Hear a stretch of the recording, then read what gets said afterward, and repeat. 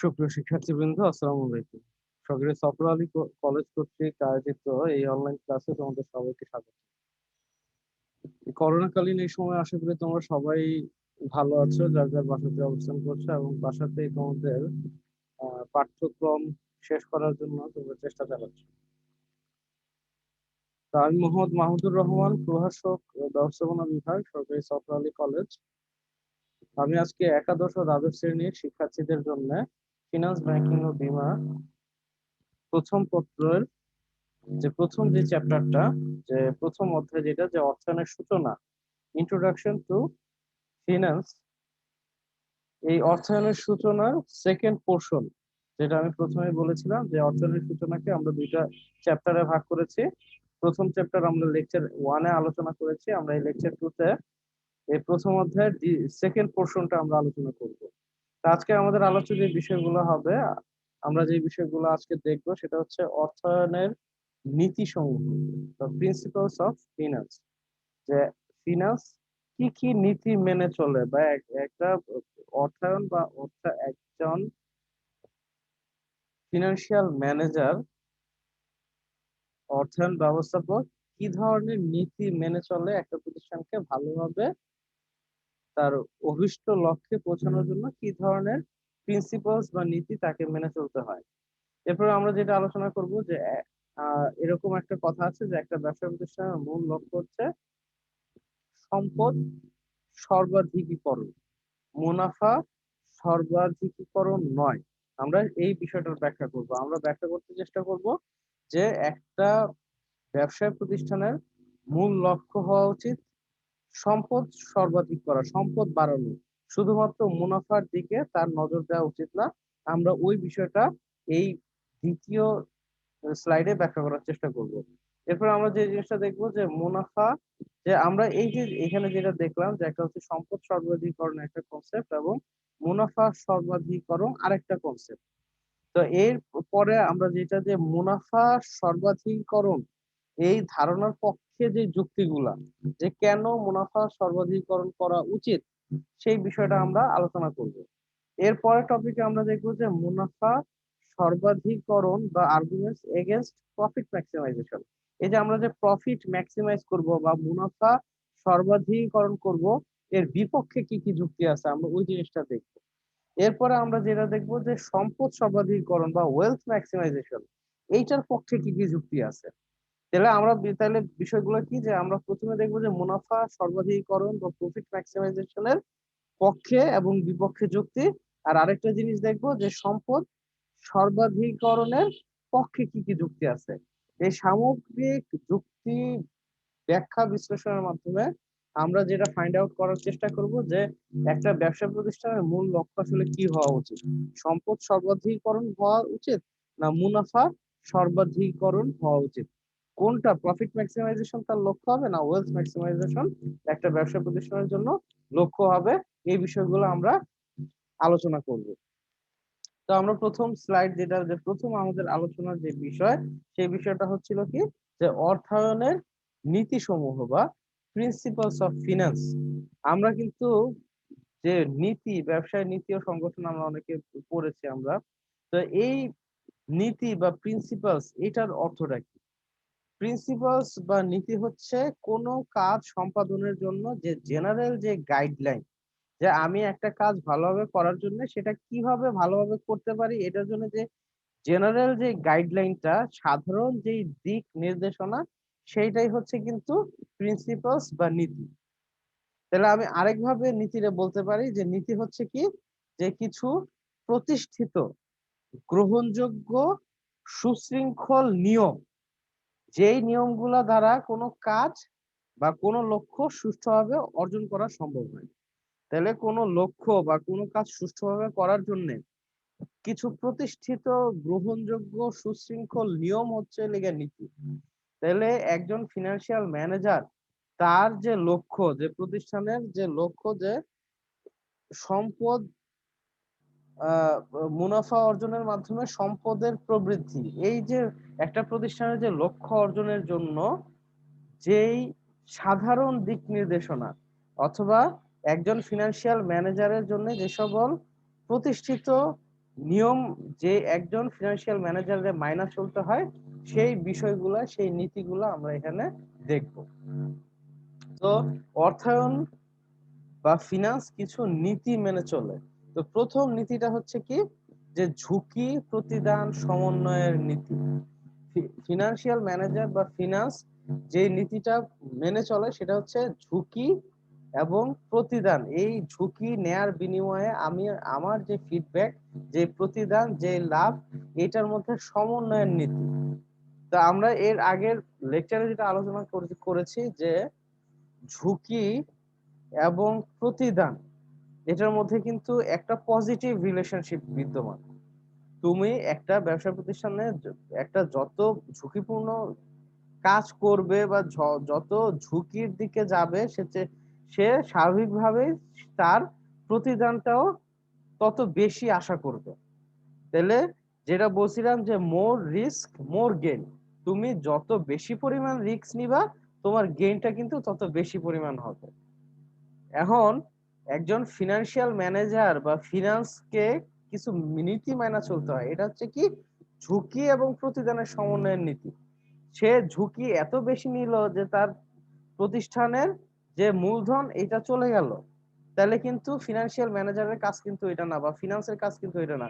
Finance কিছু নীতি মানা চলে, এটার মধ্যে প্রধান নীতি হচ্ছে কি, সে যতটুকু ঝুঁকি এবং এই ঝুঁকির থেকে যে প্রতিদান, যে লাভ, যে মুনাফা, এটারে কি করে, সে একটা সমন্বয় করে, একটা কোঅর্ডিনেশনের মাধ্যমে সে চেষ্টা করে যত কম পরিমাণ ঝুঁকির মাধ্যমে যত বেশি পরিমাণ প্রতিদান পাওয়া যায়, বা বেশি পরিমাণ যত কম পরিমাণ ঝুঁকি নেওয়া যায় কিন্তু এটার প্রফিটটা বা ওইটা থেকে যে রিটার্নটা এটা যতটা বেশি বেশি পরিমাণ বা যত গ্রেটার করা যায়, সেটা কিন্তু চেষ্টা করে একজন, সেটা কিন্তু ফিনান্স চেষ্টা করে।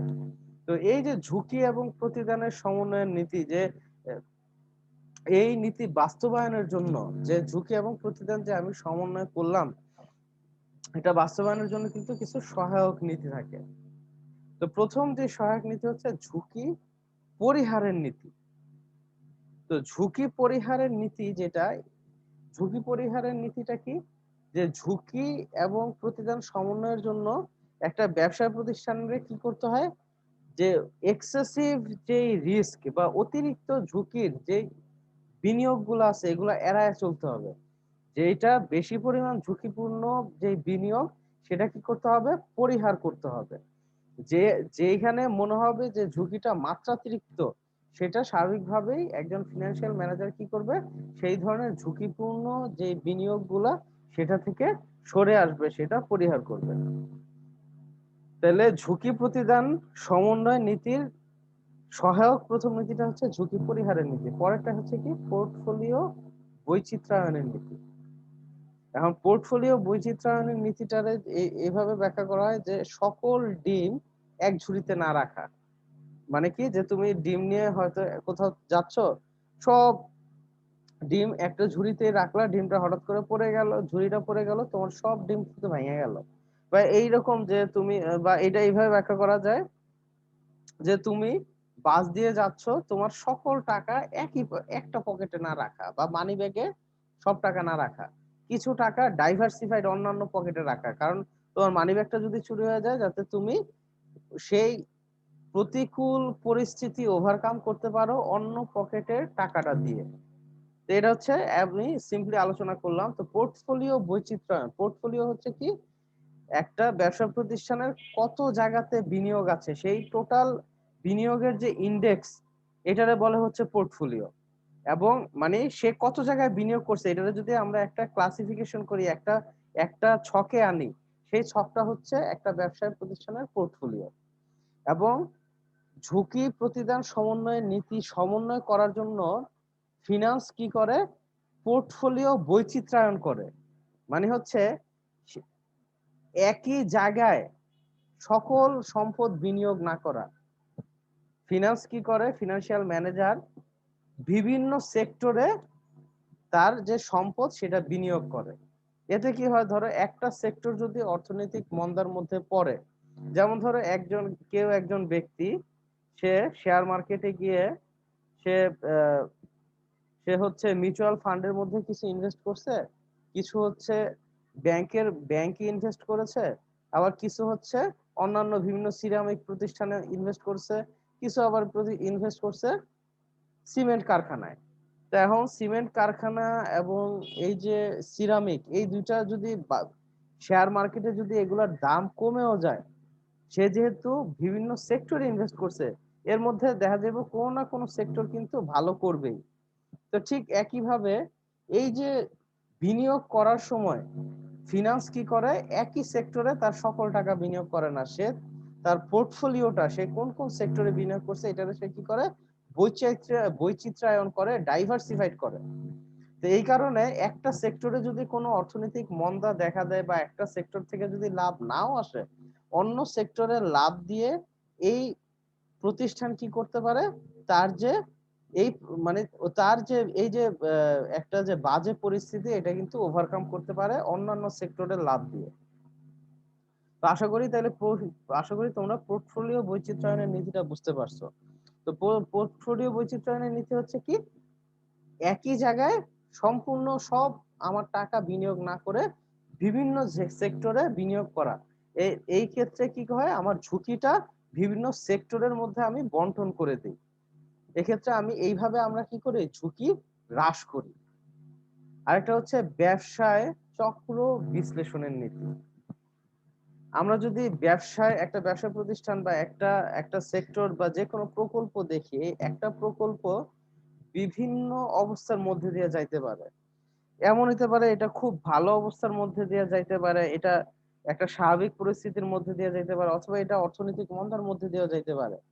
তো এই যে ব্যবসায়িক চক্র বিভিন্ন পরিস্থিতিতে আমার যে খুব ভালো পরিস্থিতি অথবা স্বাভাবিক অথবা অথবা মন্দা পরিস্থিতি, এই যেমন বিভিন্ন ধরনের অর্থনৈতিক পরিস্থিতিতে ঝুঁকি এবং এই ঝুঁকি থেকে প্রতিদান, এইটার বিশ্লেষণ করা হয় যে যে যদি খুব ভালো অবস্থা থাকে তাইলে আমার ঝুঁকিটা কেমন আর এটার প্রতিদানটা কেমন, যদি খারাপ অবস্থা থাকে তাইলে আমার ঝুঁকিটা কেমন আর এখান থেকে প্রতিদান কেমন। এই বিভিন্ন ব্যবসায় চক্র বা ভালো খারাপ পরিস্থিতি বিশ্লেষণ করে তারপরে কি করতে হয়, বিভিন্ন ধরনের বিনিয়োগ সিদ্ধান্ত গ্রহণ করতে হয়। এটা কিন্তু অর্থায়নের একটা নীতি যে সে কি করে, বিভিন্ন পরিবর্তিত পরিস্থিতির মধ্যে দিয়ে একটা বিশ্লেষণ করে দেখে যে আমার খারাপ পরিস্থিতি হইলে আমার আমার আমার ঝুঁকিটা কেমন এবং আমার প্রতিদানটা কেমন। তো এইরকম বিভিন্ন পরিস্থিতির মধ্যে বা বিভিন্ন ব্যবসায় চক্রের বিভিন্ন সময়ে সে কি করে, ঝুঁকি এবং প্রতিদানটা বিশ্লেষণ করার মাধ্যমে সে বিনিয়োগ সিদ্ধান্ত গ্রহণ করে। আচ্ছা, এরপরে যেটা হচ্ছে যে মৌলিক নীতিটা, এটা হচ্ছে কি তারল্য ও মুনাফার মধ্যে সমন্বয়ের নীতি। এখন আমি কিন্তু এর আগেও ব্যাখ্যা করেছি যে তারল্য মানে নগদ টাকা হাতে রাখা এবং মুনাফা, এই দুটার মধ্যে কিন্তু একটা নেগেটিভ রিলেশনশিপ বিদ্যমান। তুমি যদি বেশি পরিমাণ তারল্য বা বেশি পরিমাণ টাকা তোমার হাতে ধরে রাখো, বিনিয়োগ না করো, তাহলে কি হইতেছে, টাকাটা অলস ভাবে তোমার হাতে পড়ে থাকতেছে। এতে কি হইতেছে যে এই টাকা বিনিয়োগের ফলে যেই মুনাফা অর্জন করতে পারতা, সেই মুনাফা থেকে তুমি বঞ্চিত হচ্ছ। আবার তুমি যদি বেশি পরিমাণ টাকা হাতে ধরে না রেখে তুমি যদি ম্যাক্সিমাম টাকাই তুমি কি করো, ব্যবসায় খাটায় ফেলো, ব্যবসায় ইনভেস্ট করে ফেলো, তাহলে কিন্তু তোমার তারল্য ঘাটতির একটা ঝুঁকি থাকে, তারল্য ঘাটতি দেখা দিতে পারে। তো চলতি মূলধনের পরিমাণ বা তারল্য যদি প্রয়োজনের চেয়ে বেশি হয়, তাহলে কি টাকাটা অলসভাবে পড়ে থাকে এবং প্রতিষ্ঠান মুনাফা হারায়। আবার তারল্যের পরিমাণ যদি কম হয়, এতে কি হয়, উৎপাদন প্রক্রিয়া এমন হতে পারে যে তোমার টাকার অভাবে উৎপাদন প্রক্রিয়া বন্ধ হয়ে যেতে পারে। তো এই কারণে আর্থিক ব্যবস্থাপককে কিন্তু এই তারল্য এবং মুনাফার মধ্যে সমন্বয় করে একটা নীতি গ্রহণ করতে হয়। এই তারল্য ও মুনাফার মধ্যে সমন্বয়ের নীতিকে ব্যাকআপ করার জন্য বা এটারে সহায়তা করার জন্য কিছু নীতি ফিনান্সিয়াল ম্যানেজারকে অবলম্বন করতে হয়। এটা একটা হচ্ছে কি উপযুক্ততার নীতি। উপযুক্ততার নীতি বিষয়টা কি, যে স্বল্প মেয়াদী উৎস থেকে চলতি মূলধন সংগ্রহ করা আর দীর্ঘমেয়াদী উৎস থেকে স্থায়ী মূলধন সংগ্রহ করা, এটাই হচ্ছে কি উপযুক্ততার নীতি। যে যেই জায়গা থেকে আমার চলতি মূলধন সংগ্রহ করতে হবে সেই জায়গা থেকে চলতি মূলধন, আর যেখান থেকে আমার স্থায়ী বা দীর্ঘমেয়াদী বা স্থায়ী মূলধন সংগ্রহ করতে হবে যেখান থেকে, সেখান থেকে আমার কি দীর্ঘ সেখান থেকে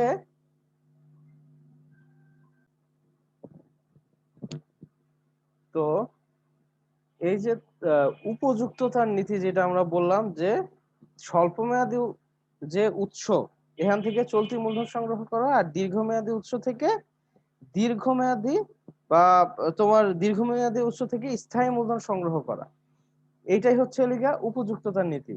এখন স্বাভাবিকভাবেই যে দীর্ঘমেয়াদী মূলধন বা দীর্ঘমেয়াদী যে আহ, স্থায়ী মূলধন বা দীর্ঘমেয়াদী মূলধনটা আমরা স্বাভাবিকভাবেই একটা ব্যবসা প্রতিষ্ঠান কালেক্ট করে কোথা থেকে, মূলধন বাজার থেকে, শেয়ার বন্টনের মাধ্যমে। এখন স্বাভাবিক সে যদি এই এইটা না করে সে যদি দীর্ঘমেয়াদের জন্য ব্যাংক থেকে ঋণ নেয়, তাহলে কি হবে, তার বেশি পরিমাণ ইন্টারেস্ট দিতে হবে। হ্যাঁ, এতে কিন্তু কি হবে, তার মুনাফা হ্রাস পাবে। তো একইভাবে এই জিনিসটা মানে এটার উপযুক্ত হইতে হবে, যেই জায়গা থেকে দীর্ঘমেয়াদী সম্পদ কালেক্ট করা দরকার, দীর্ঘমেয়াদী মুনাফা মূলধন নেওয়া দরকার, সেখান থেকে দীর্ঘমেয়াদী মুনাফা সংগ্রহ করতে হবে। আর যেখান থেকে স্বল্পমেয়াদী মূলধন সংগ্রহ করা দরকার সেখান থেকে স্বল্পমেয়াদী মূলধন সংগ্রহ করতে হবে, সেটাই হচ্ছে উপযুক্ততার নীতি। আচ্ছা, এরপরে যেটা বলছে যে তারল, এরপরে যেটা হচ্ছে সেটা হচ্ছে ধারে বিক্রয়ের নীতি। এখন এই যে ধারে বিক্রয়ের নীতি, একটা প্রতিষ্ঠানকে স্বাভাবিকভাবেই ব্যবসা প্রতিষ্ঠানগুলোরে কিন্তু ধারে বিক্রয় করতেই হয়। কারণ সে যদি অতিমাত্রায় রিজিড হয়, অতিমাত্রায় সে যদি রক্ষণশীল হয়ে যায়, সে যদি ধারে বিক্রয় না করে, তাহলে কি এটা কিন্তু তার মুনাফার উপরে একটা ব্যাড একটা ইম্প্যাক্ট পড়ে। আবার আহ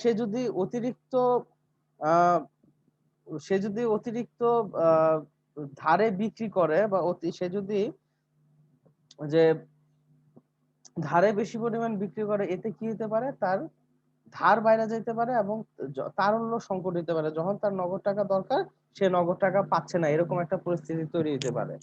তাইলে তারল্য এবং মুনাফার মধ্যে সমন্বয় করার জন্য তার একটা ফিনান্সিয়াল ম্যানেজারকে কতটুকু পরিমাণ ধারে বিক্রয় করবে আর কতটুকু পরিমাণ নগদে বিক্রয় করবে, এইটা সম্পর্কিত একটা কিন্তু নীতি গ্রহণ করতে হয়। এরপরে যেটা বলছে যে আদায় নীতি। এখন আমি ধারে বিক্রয় করলাম, এটা কত দ্রুততম সময়ে, কত স্বল্প সময়ে এই টাকাটা আদায় করা যায় সেই রকম একটা নীতি গ্রহণ করতে হবে। কারণ এই আদায় নীতির সাথে কিন্তু তারল্য একটা ওতপ্রোতভাবে জড়িত। আমরা যদি যত দেরি করে আমার টাকা আদায় করতে পারবো, যত তাড়াতাড়ি আদায় করতে পারবো, আমার তারল্য কিন্তু তত তাড়াতাড়ি বৃদ্ধি পাবে। কিন্তু এটা যত দেরি হবে আমার তারল্য কিন্তু মানে তারল্য আমার তত হ্রাস পাবে। তো বিষয়টা হচ্ছে কি, আদায় নীতিটা হচ্ছে যত দ্রুত সম্ভব এই যে ধারে বিক্রয়ের টাকাটা আদায় করার নীতি গ্রহণ করতে হয়। তো অর্থায়নের আরেকটা নীতি হচ্ছে কি, সমন্বয় সাধন নীতি। শুধুমাত্র এই যে অর্থায়নের সাথে যতগুলা ডিপার্টমেন্ট আছে এবং মুনাফা অর্জনের সাথে রিলেটেড যতগুলা ডিপার্টমেন্ট আছে, এগুলা সবগুলোর মধ্যে কি করতে হবে, একটা সমন্বয় সাধন করতে হবে। যদি মানে শুধুমাত্র মানে যখনই আমি একটা প্রপার সমন্বয় করতে পারবো, তখনই কিন্তু আমার মুনাফার যে নিশ্চয়তা, মুনাফাটা গ্যারান্টিড হবে, মুনাফা নিশ্চয়ন সম্ভব হবে। এরপরে যেটা বলছে যে সম্পদ সর্বোচ্চকরণ নীতি। তো সম্পদ সর্বোচ্চকরণ নীতি হচ্ছে কি, দেখো যে মূলত একটা স্বল্প মেয়াদে একটা ব্যবসা প্রতিষ্ঠানের যদি মূল লক্ষ্য মুনাফা সর্বোচ্চকরণ হইলেও, দীর্ঘমেয়াদে কিন্তু একটা ব্যবসা প্রতিষ্ঠানের লক্ষ্য হচ্ছে সম্পদ সর্বোচ্চকরণ। তো স্বল্প মেয়াদে মুনাফা বৃদ্ধির মাধ্যমে দীর্ঘমেয়াদে সম্পদ সর্বোচ্চ করাটাই হচ্ছে একটা ব্যবসা প্রতিষ্ঠানের মূল লক্ষ্য। বিষয়টা যদি একটু ভেঙে বলি, যে সম্পদ সর্বোচ্চ করা, যেমন তুমি একটা, তোমার ধরো একটা পোল্ট্রি ফার্ম আছে, তুমি পোল্ট্রি ফার্ম থেকে প্রতিনিয়ত ডিম পাচ্ছ এবং ডিম বিক্রি করে অনেক মুনাফা লাভ করতেছো। এখন তুমি যদি এই মুনাফার টাকাটা প্রতিনিয়ত খরচ করে ফেলো, এখান থেকে যদি কিছু টাকা সেভ না করো, তাহলে একটা সময় কি হবে, তোমার যে পোল্ট্রি ফার্মের যে মুরগিগুলো এটা বৃদ্ধ হয়ে যাবে এবং সে কিন্তু তারা কিন্তু আগের মতো তাদের প্রোডাক্টিভিটি ডে বাই ডে কমে যাবে। এবং একটা সময় কি যে তোমার যে লাভ, ওই লাভটাও কিন্তু কমে আসবে। এবং তোমার এই লাভটারে কন্টিনিউ করার জন্য এবং ডে বাই ডে তোমার প্রফিট ম্যাক্সিমাইজ করার জন্য, লাভটারে বৃদ্ধি বা প্রবৃদ্ধি করার জন্য তোমার কি করতে হবে, এই যে এতদিন যে ডিম বিক্রি করে যে লাভটা পাইতে, এই লাভের কিছু অংশ সঞ্চিতি হিসেবে রেখে এটারে পরবর্তীতে আবার বিনিয়োগ করতে হবে, নতুন নতুন শেড তৈরি করতে হবে, নতুন মুরগি কিনতে হবে, নতুন বিনিয়োগ করতে হবে। তাইলে কি হবে, তোমার একদিকে যেমন সম্পদের পরিমাণ বাড়বে, আবার ঠিক একইভাবে সেই সম্পদ থেকে নতুন নতুন সেই সম্পদ থেকে তোমার মুনাফাও বৃদ্ধি পাবে। তাইলে ব্যবসায় প্রতিষ্ঠানের লক্ষ্যটা কি? স্বল্প মেয়াদে মুনাফা বৃদ্ধি করা অবশ্যই একটা ব্যবসা প্রতিষ্ঠানের লক্ষ্য, কিন্তু তার প্রধান লক্ষ্য হচ্ছে সম্পদ বৃদ্ধি করা বা সম্পদ সর্বোচ্চকরণের নীতি। তো এই সম্পদ সর্বোচ্চকরণের নীতি ফলো করতে গিয়ে তার কিছু সহায়ক নীতি গ্রহণ করতে হয়। একটা হচ্ছে কি নিট নগদ প্রবাহ নীতি।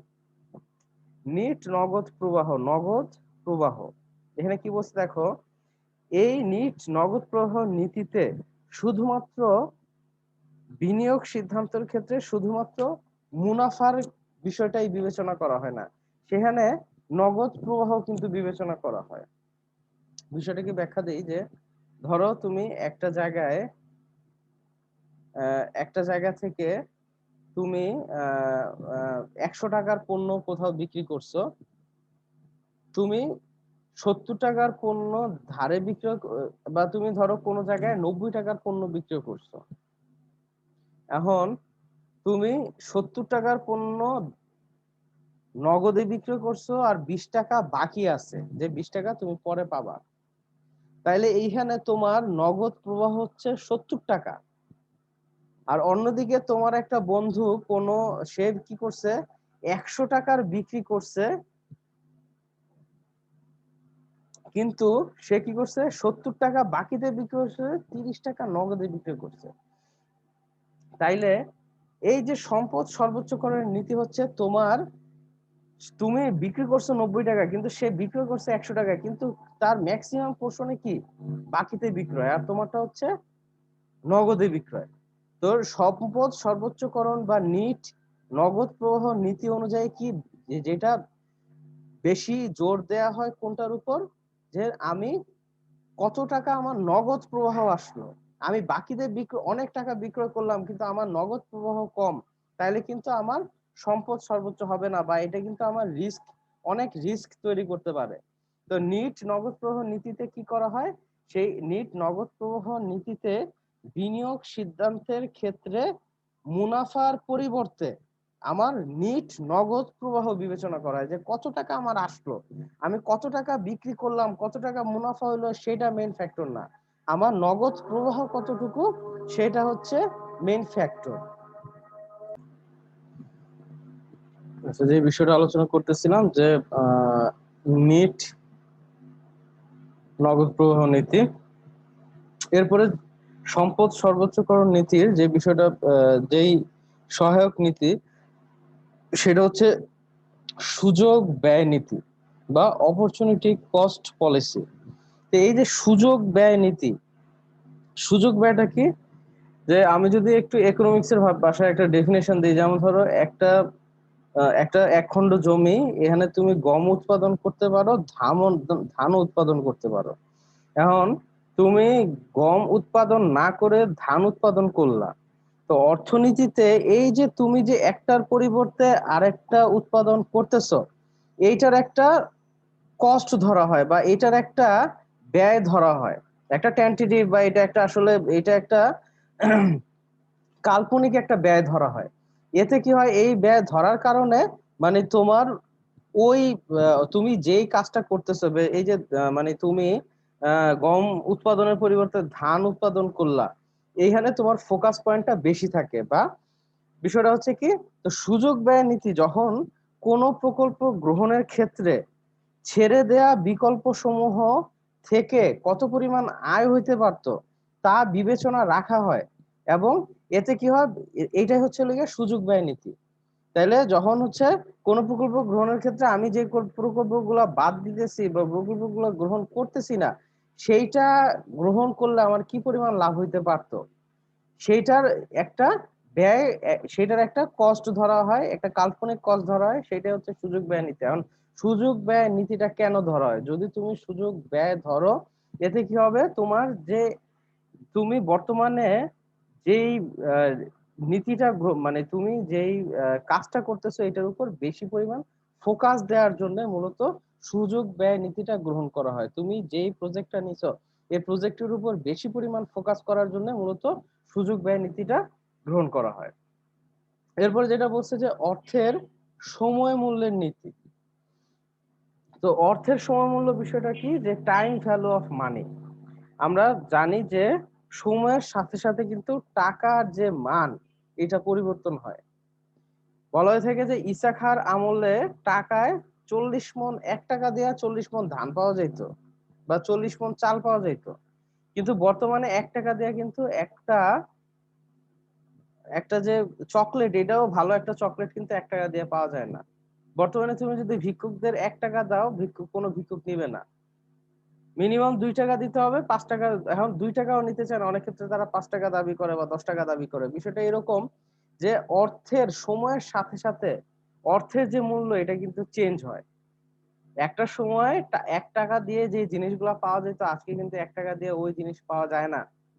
তো এই সম্পদ সর্বোচ্চকরণের ক্ষেত্রে কিন্তু অর্থের সময় মূল্য বিবেচনা করা হয়।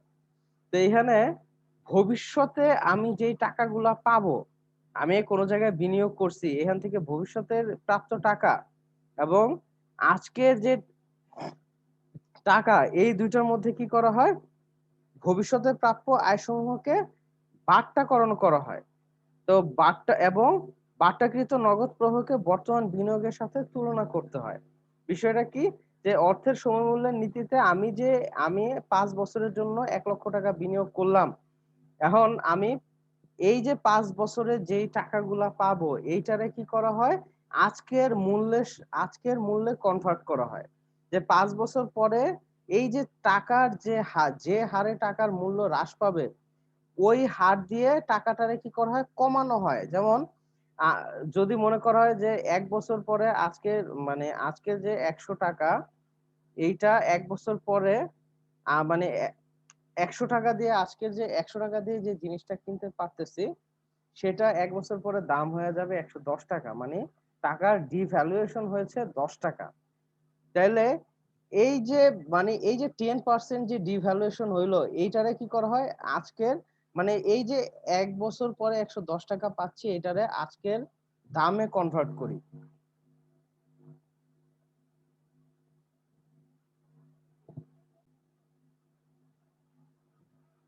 যেটা বলতেছিলাম যে অর্থের সময় মূল্যের নীতিতে তাইলে আমরা কি দেখি, আমরা দেখি যে আমরা অর্থের যে সময়ের সাথে সাথে যে টাকার মানের যে পরিবর্তনটা, এটা আমরা ওইভাবে আমরা কি করি, ওই যেই রেটে টাকাটা যেই রেটে টাকার ভ্যালুটা কমতেছে, আমরা ওই রেটে কি করি, ভবিষ্যতে প্রাপ্ত টাকায় আজকের টাকায় বা আজকের মূল্যে এটার দাম কত, সেটা আমি নির্ণয় করার চেষ্টা করি। বিষয়টা এরকম, আমি যদি একটা এক্সাম্পল দিই, যে তুমি ধরো আজকে তোমারে কেউ বললো যে আজকে তোমারে 100 টাকা দিব, অথবা তোমার কাছে আরেকটা অপশন বললো তুমি 5 বছর পরে আমি তোমারে 200 টাকা দিব। এখন তুমি কোনটা গ্রহণ করবা?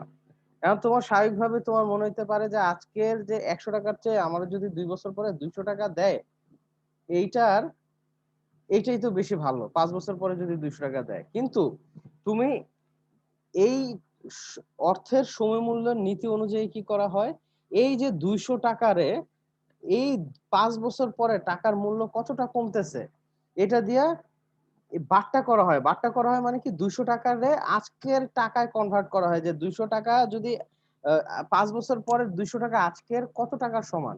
এখন তুমি ধরো একটা অ্যানালাইসিস করে বা একটা ক্যালকুলেশন করে দেখলা যে টাকার মূল্য এত কমতেছে, 5 বছর পরে আজকে এই যে 200 টাকা, যে 200 টাকা তোমার দিবে বললো, এই 200 টাকা আজকে 90 টাকার সমান। তাহলে তুমি কি করবা, স্বাভাবিকভাবে তুমি আজকের 100 টাকা গ্রহণ করবা। তো তো বিষয়টা হচ্ছে এরকম, অর্থের সময় মূল্যটা এই কারণে খুব একটা ইম্পর্টেন্ট নীতি, এবং এই নীতি অনুযায়ী কি করা হয়, দেখা হয় যে আমি যে ভবিষ্যতে যে টাকাগুলো পাচ্ছি এগুলারে আজকের মূল্যে কনভার্ট করা হয়, এবং দেখা হয় যে আমি যেই টাকা বিনিয়োগ করলাম সেই বিনিয়োগের চেয়ে আমার কত টাকা লাভ হচ্ছে। যদি লাভের পরিমাণ পর্যাপ্ত হয় তাইলে আমি ওই জায়গায় বিনিয়োগ করি, আদারওয়াইজ আমরা কিন্তু ওখানে বিনিয়োগ করতে করি না। আশা করি বিষয়টা তোমরা বুঝতে পেরেছো। এরপরে যেটা যে ন্যূনতম মূলধন ব্যয় নীতি। এখন আমি যেই জায়গা থেকে আমি আমার ক্যাপিটাল কালেক্ট করতেছি সেই জায়গার ব্যয়টা কেমন। স্বাভাবিকভাবেই একজন ফিনান্সিয়াল ম্যানেজার চেষ্টা করে যে আমি যেই সব সোর্স থেকে টাকা কালেক্ট করতেছি ওইসব সোর্সের ইন্টারেস্ট যাতে কম হয়। তো বিনিয়োগের জন্য মূলধন সংগ্রহের ক্ষেত্রে যেই জায়গায় সবচেয়ে কম খরচ, যেই সকল উৎসের খরচটা সবচেয়ে কম, আমি কি করব ওই জায়গা থেকে আমার মূলধন কালেক্ট করব। এতে কি হবে, আমার মূলধনের ব্যয় ন্যূনতম হবে। আর যেখানে মূলধনের ব্যয় বা ক্যাপিটাল কালেকশনের ব্যয় যেখানে ন্যূনতম, সেখানে কিন্তু আমার লাভের পরিমাণ বেশি হবে। এরপরে আরেকটা যেটা খুবই ইম্পর্টেন্ট একটা নীতি, সেটা হচ্ছে লভ্যাংশ নীতি। একজন ফিনান্সিয়াল ম্যানেজার বা ফিনান্সিয়াল ম্যানেজারকে আমার যে লাভ হয়েছে এই লাভের কত টাকা আমি সঞ্চিতি হিসেবে রাখবো এবং কত টাকা আমি আমার যে শেয়ার হোল্ডার তাদের মধ্যে বন্টন করব, এই বিষয়টা সম্পর্কে একটা নীতি গ্রহণ করতে হয়। তো এই লভ্যাংশ নীতির সহায়ক কিছু নীতি আছে। একটা হচ্ছে তথ্যের সংবেদনশীলতার নীতি। মূলত আমি যে লভ্যাংশ ঘোষণা করলাম এর ফলে, এই লভ্যাংশ ঘোষণার ফলে আমার শেয়ার মার্কেটে আমার শেয়ার হোল্ডার মানে শেয়ার মার্কেটে আমার শেয়ারের দামের উপর বা শেয়ারের বাজার মূল্যের উপর এই যে লভ্যাংশ যে ঘোষণা করলাম এটার এটা কতটা সংবেদনশীল, মানে আমার শেয়ারের বাজার মূল্যের উপর কতটা প্রভাব ফেলতেছে আমার এই যে লভ্যাংশ নীতিটা। এটা কি করে, এটা কিন্তু মানে এইটার উপর বেস করে আমার লভ্যাংশ নীতি গ্রহণ করতে হয়। বিষয়টা এরকম, ধরো আমার হচ্ছে যমুনা ব্যাংক, আমি যদি এই বছর আহ শেয়ার প্রতি 20 টাকা হারে লভ্যাংশ দেই, তাইলে আমার আমার যে আমার যে শেয়ারের যে মূল্য এটা যদি অনেক বাইরে যায়, তাইলে কি হবে, আমি যদি মানে আমার শেয়ার মানে আমি যে লভ্যাংশ ঘোষণা করতেছি এইটার এই ঘোষিত লভ্যাংশটা শেয়ার হোল্ডারদের উপর এবং শেয়ার বাজারে আমার যে শেয়ারের মূল্যের উপর কি প্রভাব ফেলতেছে, এটা কতটা সংবেদনশীল, এইটা ফাইন্ড আউট করা, এইটার উপর বেস করে কি করতে হবে, আমার লভ্যাংশ নীতি গ্রহণ করতে হবে। আর একটা বিষয় হচ্ছে স্বচ্ছতা ও জবাবদিহিতার নীতি। আমি কতটুকু পরিমাণ লভ্যাংশ হিসেবে শেয়ার হোল্ডার মাধ্যমে বন্টন করলাম আর কতটুকু আমি সঞ্চিত হিসেবে রাইখা দিলাম, এটার কারণটা কি, এটা কি করতে হবে, এটার ক্ষেত্রে আমার স্বচ্ছতা গ্রহণ করতে হবে। মানে আমার স্বচ্ছ থাকতে হবে, আমার ক্যালকুলেশন গুলা স্বচ্ছ থাকতে হবে, এবং আমি আমার শেয়ার হোল্ডারদের কাছে জবাবদিহিতা করব যে কেন আমি আমার যে লভ্যাংশ, যে আমার ধরো এই বছর লাভ হয়েছে, আমি ইচ্ছা করলে আমি লভ্যাংশ দিতে পারি শেয়ার প্রতি 100 টাকা শেয়ারে আমি 30 টাকা আমি লভ্যাংশ দিতে পারি, কিন্তু আমি কি করলাম ওইটা না দিয়ে 10 টাকা লভ্যাংশ দিলাম আর 20 টাকা সঞ্চিতি তহবিলে রাইখা দিলাম। কেন রাখলাম, এটা যদি আমি জবাবদিহি করি শেয়ার হোল্ডারদের কাছে এবং এই ক্ষেত্রে যদি আমার স্বচ্ছতা থাকে, তাইলে কিন্তু শেয়ার হোল্ডারদের কাছে এই জিনিসটা গ্রহণযোগ্য হবে। তো একজন ফিনান্সিয়াল ম্যানেজারের এই দিকটাও লক্ষ্য করতে হয় যে স্বচ্ছতা এবং জবাবদিহিতার নীতি, যে আমি লভ্যাংশটা কেন এত পরিমাণ, যে 20 টাকা কেন আমি রাইখা দিলাম এবং কেন আমি 10 টাকা দিলাম, এটা কি করতে হবে, শেয়ার হোল্ডারদের কাছে অ্যানুয়াল যে মিটিং আছে সেখানে কি করতে হবে, জবাবদিহি করতে হবে। তো স্বাভাবিকভাবে এই সকল নীতি একজন ফিনান্সিয়াল ম্যানেজার, একজন আহ অর্থায়ন যে ব্যবস্থাপক সে মেনে চলে, যে ঝুঁকি প্রতিদান সমন্বয়ের নীতি, এই এই 4টা নীতি সে কি করে, মেনে চলে। তো আশা করি তোমরা বুঝতে পারছো। এরপরে যে টপিক, এটা হচ্ছে কি, যে একটা ব্যবসা প্রতিষ্ঠানের মূল লক্ষ্য সম্পদ সর্বাধিকীকরণ মুনাফা সর্বাধিকীকরণ নয়, এটার ব্যাখ্যা। তো একটা ব্যবসা প্রতিষ্ঠানের মূল লক্ষ্য, এটা আমরা আগেও আলোচনা করছি যে মুনাফা সর্বাধিকীকরণ না, সম্পদ বাড়ানো। মুনাফা বাড়ানো অবশ্যই একটা লক্ষ্য, কিন্তু আমার মেইন লক্ষ্য, মূল লক্ষ্য হচ্ছে কি সম্পদ বাড়ানো। আমরা ওই বিষয়টা এখানে আলোচনা করব। তো স্বাভাবিকভাবে আমার প্রথমেই আমরা একটু দেখি যে মুনাফা সর্বাধিকীকরণ এই বিষয়টা কি। তো মুনাফা জিনিসটা কি, যে সাধারণ অর্থে মুনাফা বলতে মোট আয় থেকে আমার মোট ব্যয় বাদ দিলে যা অবশিষ্ট থাকে সেটাই হচ্ছে আমার মুনাফা। এখন আমরা যে কি আমরা জানি ট্রেডিশনালি যে একটা ব্যবসা প্রতিষ্ঠানের মূল লক্ষ্য হচ্ছে মুনাফা অর্জন করা, কিন্তু বেসিক্যালি মূল লক্ষ্য কিন্তু মুনাফা অর্জন না, মূল লক্ষ্য হচ্ছে আমার সম্পদ অর্জন বা সম্পদ বাড়ানো। মুনাফা অর্জন অবশ্যই আমার একটা অবশ্যই মুনাফা অর্জনের দরকার আছে, কিন্তু আমার মূল লক্ষ্য হচ্ছে কি সম্পদ সর্বাধিকীকরণ করা। তো ব্যবসায়ের স্বাভাবিক এবং প্রচলিত উদ্দেশ্য হলো মুনাফা অর্জন। মুনাফা সর্বোচ্চকরণকে প্রতিষ্ঠানের চূড়ান্ত লক্ষ্য হিসেবে বিবেচনা করা হবে কিনা সেই বিষয়ে ভিন্নমত থাকলেও প্রাতিষ্ঠানিক উন্নয়নের তথা প্রবৃদ্ধি অর্জনের পূর্ব শর্ত হলো মুনাফা সর্বোচ্চ করা। তাহলে তুমি যদি প্রতিষ্ঠানের উত্তর উন্নয়ন চাও, তাহলে কিন্তু কি করতে হবে, আমার সবার প্রথমে মুনাফা অর্জন করতে হবে। এই মুনাফা কি করব, আমরা নতুন ভাবে বিনিয়োগ করে আমি নতুন নতুন সম্পদ অর্জন করব, এবং নতুন সম্পদ যদি অর্জন করতে পারি বা আমি সম্পদ যদি বাড়াইতে পারি, তাহলে কি হবে, আমার মুনাফা আরো বাড়বে। আচ্ছা, তাহলে সম্পদ সর্বাধিকীকরণ বিষয়টা কি, যে প্রতিষ্ঠানের দীর্ঘস্থায়ী উন্নতি ও প্রবৃদ্ধি বহুলাংশে সম্পদ বৃদ্ধির উপর নির্ভর করে। অর্জিত মুনাফার, আমি যে মুনাফাটা অর্জন করছি এটা যদি আমি পরিকল্পিতভাবে ব্যবহার করতে পারি, তাইলে কি হবে, এই পরিকল্পিত ব্যবহারের মাধ্যমে আমার সম্পদ বৃদ্ধি পাবে, এবং সম্পদ বৃদ্ধি পেলে কি হবে, আমার এই সম্পদ যদি আমি লাভজনক বিনিয়োগ করতে পারি, আমার যে এই যে মুনাফাটা, এতে কি হবে, আমার বর্তমান মুনাফা বহুগুণে বৃদ্ধি পাবে, যা আবার লাভজনক নতুন বিনিয়োগের পথ খুলে দিবে। এর ফলে প্রতিষ্ঠানের নিট মূল্য যেমন বৃদ্ধি পাবে, মানে আমার মার্কেট শেয়ার যেমন বাড়বে, তেমনি শেয়ার হোল্ডারদের আয়ও বাড়বে। আমার মার্কেটে শেয়ারের দাম বাড়বে ঠিকই, আবার কিন্তু বছর শেষে আমি কিন্তু উচ্চ হারে আমি ডিভিডেন্ড দিতে পারবো, বা আমি শেয়ার হোল্ডারদের আয়ও আমার বৃদ্ধি পাবে।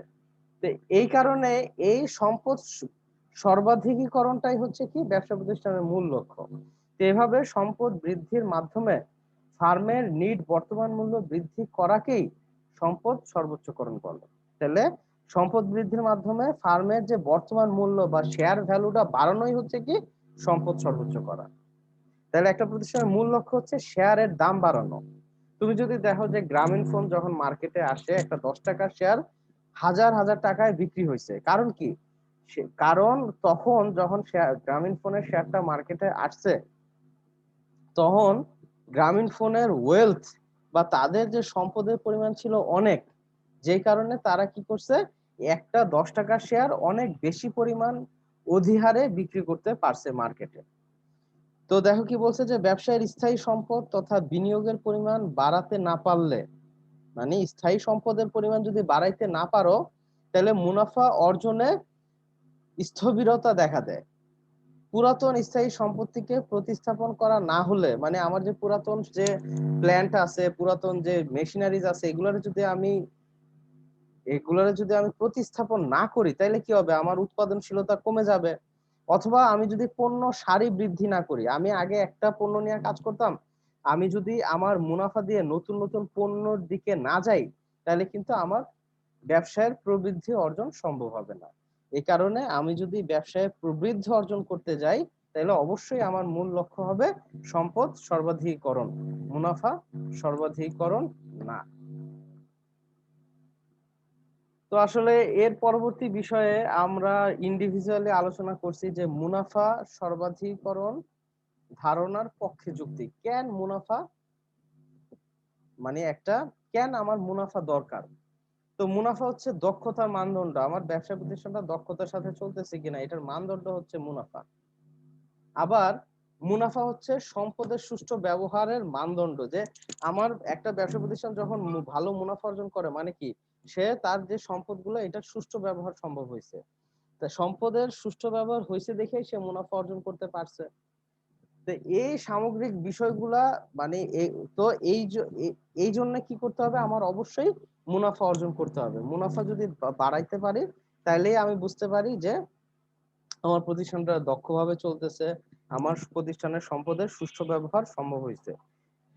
এগুলার মানদণ্ড হচ্ছে মুনাফা এবং সামাজিক কল্যাণ। আমরা যদি দেখি এই যে মুনাফা সর্বোচ্চকরণের পক্ষে যুক্তিগুলা, যে সম্পদ বৃদ্ধির পূর্ব শর্ত, সচ্ছলতার নির্দেশক।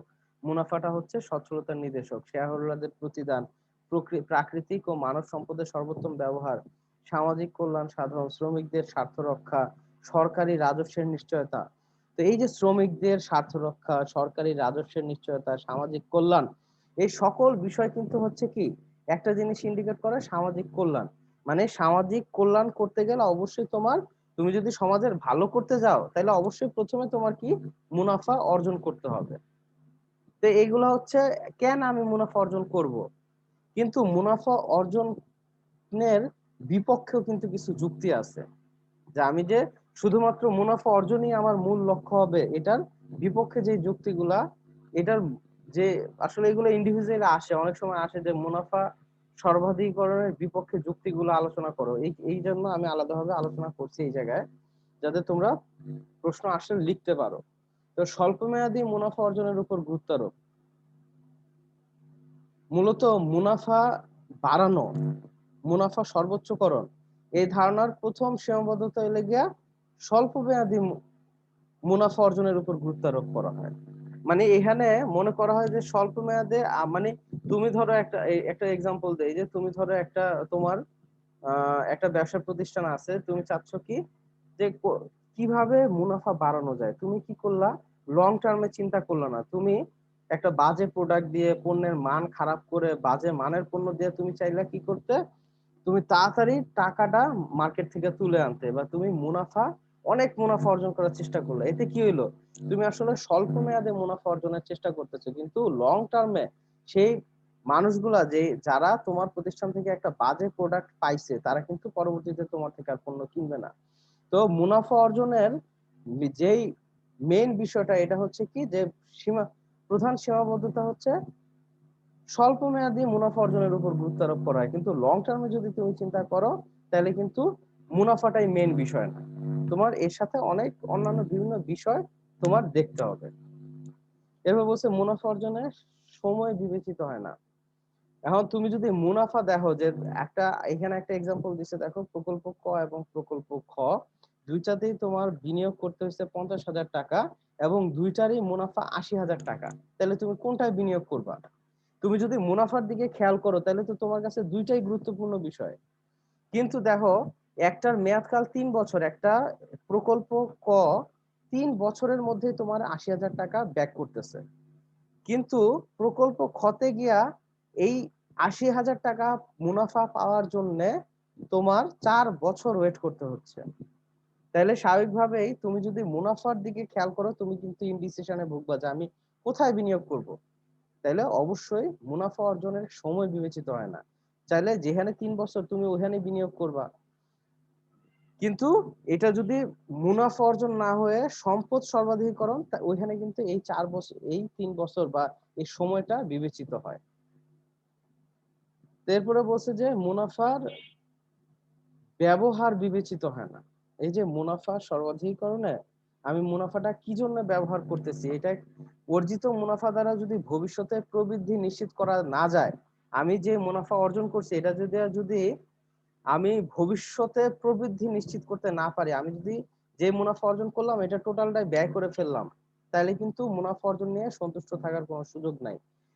তাহলে এই মুনাফাটা কিভাবে ভালোভাবে ব্যবহার করা যায়, এটা কিন্তু সম্পদ সর্বাধিকরণে এটা আলোচনা করা হয়, বা এই বিষয়টা গুরুত্ব সহকারে বিবেচনা করা হয়।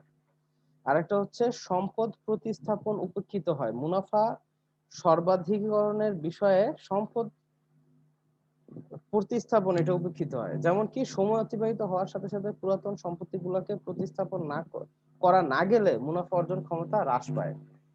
তো এই জিনিসটা এই মুনাফা সর্বাধিকরণে দেখা হয় না, যে সময়ের সাথে সাথে কি করতে হবে, আমার পুরান মেশিনটা সরায় নতুন মেশিন স্থাপন করতে হবে। আচ্ছা, আরেকটা বিষয় হচ্ছে নগদ প্রবাহ বিবেচনা করা হয় না।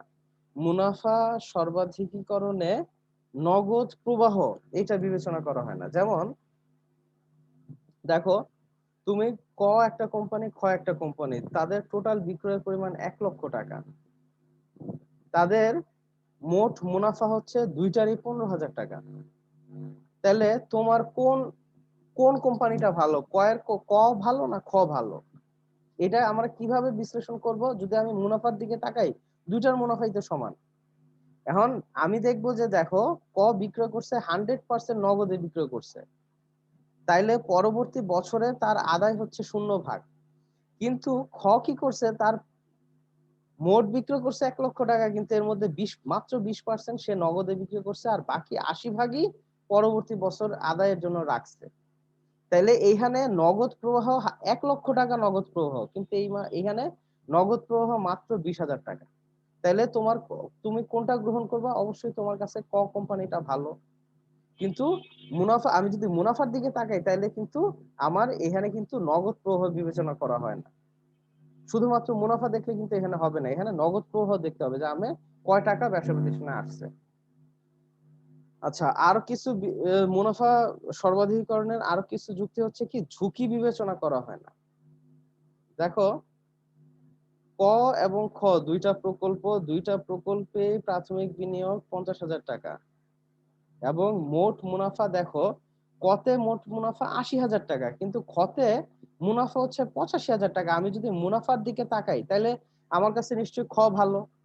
কিন্তু আমি যদি কয়ের ঝুঁকির দিকে তাকাই, দেখো, প্রথম বছরে 20,000 টাকা আমার মুনাফা দিচ্ছে, দ্বিতীয় বছরে মুনাফা দিয়েছে 30,000, তৃতীয় বছরে 30,000, এইভাবে আমার মোট মুনাফা দিচ্ছে 80,000 টাকা। কিন্তু খ কি করছে, প্রথম বছর 40,000, দ্বিতীয় বছরে আমার লস হবে 20,000 টাকা, পরের বছরে আবার চিন্তা ভাবনা করতেছে সে 65,000 টাকা লাভ দিচ্ছে। তাইলে আমার কাছে খটা কিন্তু অনেক বেশি ঝুঁকিপূর্ণ কয়ের চেয়ে। তাইলে আমার জন্য কয়ে বিনিয়োগ করা বেশি ভালো হবে। এখন আমি যদি মুনাফার দিকে তাকাই, যে এটা তো মুনাফা কম, খতে মুনাফা বেশি 85,000 টাকা, আমি বিনিয়োগ করব খতে, কিন্তু আমার আসলে উচিত হবে আসলে কতে বিনিয়োগ করা, ক প্রকল্পে বিনিয়োগ করা। এরপর বলছে অর্থের সময় মূল্য বিবেচনা করা হয় না। অর্থের সময় মূল্য, যেটা আমি বললাম যে দেখো, ক এবং খ দুইটা প্রকল্প, এবং ক প্রকল্পে প্রথম 3 বছরের মধ্যে আমার 80,000 টাকা পাইয়া গেছি, আর খ প্রকল্পে আমার 80,000 টাকা পাইতে 4 বছর লাগছে, এবং আমার প্রথম বছর মাত্র 5,000 টাকা, পরবর্তী বছর 15, পরের বছর 20, এর পরে শেষ বছরে গিয়ে আমি 40,000 টাকা বিনিয়োগ করছি। এবং এই যে 4 বছরে আমি আমার 3 বছরের টাকার যে মূল্য হ্রাস পাইছে, 3 বছর বা 2 বছরে, 4 বছরে গিয়ে টাকার মূল্য নিশ্চয়ই আরো বেশি কমে গেছে, টাকার মান। তো এই যে আমি যে 4 বছর পরে যে 40,000 টাকা পাইলাম, এটারে যদি আমি আজকের টাকায় কনভার্ট করি, এটারে যদি আমি বাট্টাকরণ করি, বা এটারে যদি আমি আজকে বা এই বছরে, আমি যে বছর মূলধন বিনিয়োগ করলাম এই বছরে নিয়ে আসি, দেখবো যে এই যে আমি প্রকল্প কতে আমার যে 80,000 টাকা মুনাফা পাইলাম, কিন্তু আমি প্রকল্প খতে যদিও এখানে লেখা মুনাফা 80,000 টাকা, কিন্তু আসলে বাস্তবিক অর্থে ক্ষয়ের মুনাফাটা আরো বেশি, মানে আরো কমে যাবে। এটার মুনাফাটা 80,000 টাকা থাকবে না, এটা মুনাফা আরো কমে দেখা যাবে হয়তো এই 40,000 টাকা আমি যখন বাট্টাকরণ করব, এটা আজকের টাকায় ওই টাকার মানটা অনেক কমে যাবে। তাইলে স্বাভাবিকভাবেই আমার প্রকল্পে বিনিয়োগ করা কিন্তু বেশি আমার জন্য বেশি সঠিক ডিসিশন হবে কতে বিনিয়োগ করা। এই তাইলে আমি যদি শুধুমাত্র মুনাফা দেখি, এখানে কিন্তু অর্থের সময় মূল্য বিবেচনা করা হয় নাই। তাইলে আমার অবশ্যই কতে বিনিয়োগ করতে হবে আমি যদি অর্থের সময় মূল্য বিবেচনা করি।